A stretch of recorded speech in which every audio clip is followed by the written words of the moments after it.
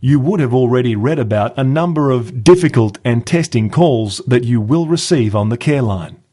In this lesson, we will cover sexual harassment clients and regular clients. Discrimination issues. Sometimes a client will state that we Christians don't include their people group. Due to current anti-discrimination laws, volunteers must be extremely careful not to discriminate people groups. The care line is pro-salvation and will not tolerate discrimination. In the past, the care line has had calls trying to ensnare volunteers from various groups in the community. It is important for the Careline team member to remember to treat the client with respect at all times and explain that the love of God through His Son Jesus is for everyone. If a client is adamant about a certain point of view or faith, the volunteer, under no circumstance, is to argue. It is important for the volunteer to remember and explain that the care line is explaining the gospel to those who want to know more. Thank the client kindly for their point of view and then get on with the next client. It is important for the volunteer to remember to pray for the client and allow the Holy Spirit to sovereignly do His work in the client's life. Importantly, this is not the opportunity for a volunteer to express their personal opinion on other religious groups, example, Muslims, or minority groups, example, homosexuals. The care line will not tolerate discrimination in any form, under any circumstance.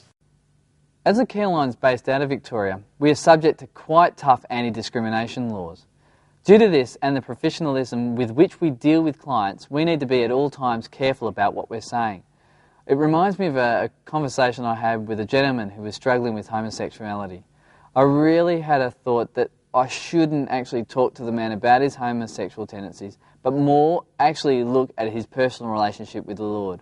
I really felt that if we allowed the Holy Spirit to have His way in his life, the Lord would actually guide him to where he needed to be. What was most amazing about that call in particular was that the gentleman at the end of the call gave his life once again to the Lord, which was absolutely amazing. So please, don't put your own bias on calls. Please allow the Lord to guide people. Secondly, regular clients. It is just the nature of the service we offer that certain people will become attached to or dependent on the care line. Of course, we want to avoid this kind of dependence, but we also want to show we care. It is important not to form too much of a relationship with regular clients, as it is our ultimate goal for them to become dependent on God, not us. There are some clients who will call in more than 300 times in a month, so we need to have some strategies in place to deal with this. Firstly, having such regular clients can cause a disillusionment, discouragement, or feeling of ineffectiveness amongst the volunteers. You may feel like your prayers are not working or being answered. Ultimately, it is up to the individual to initiate changes in their life, and some will be reluctant to do this. Remaining considerate of the client is important. The care line may be one of only a few options for clients to reach out and connect with a caring human being. Every client needs to be treated with the same level of respect and caring, but the issue of regular clients still needs to be managed.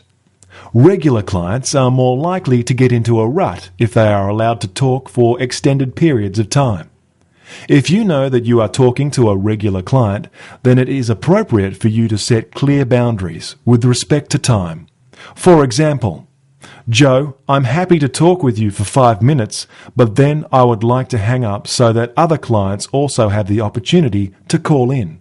It is possible to get satisfaction from helping a regular client by being clear about your goals for the call. Some possible goals may be the importance of bringing God into the center of the client's issue, to raise the client's awareness of the cracked record he or she plays, to help the client to recognize options, to empower the client to do something different, however small, to help the client to feel valued, to provide a listening ear for someone who is lonely.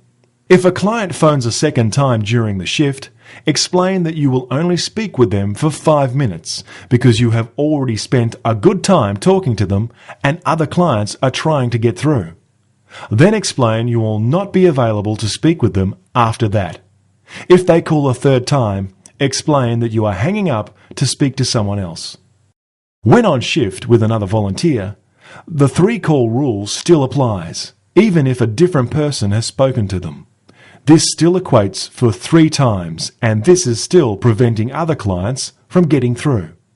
This multiple calling can be used as control and manipulation, and we are not there for this.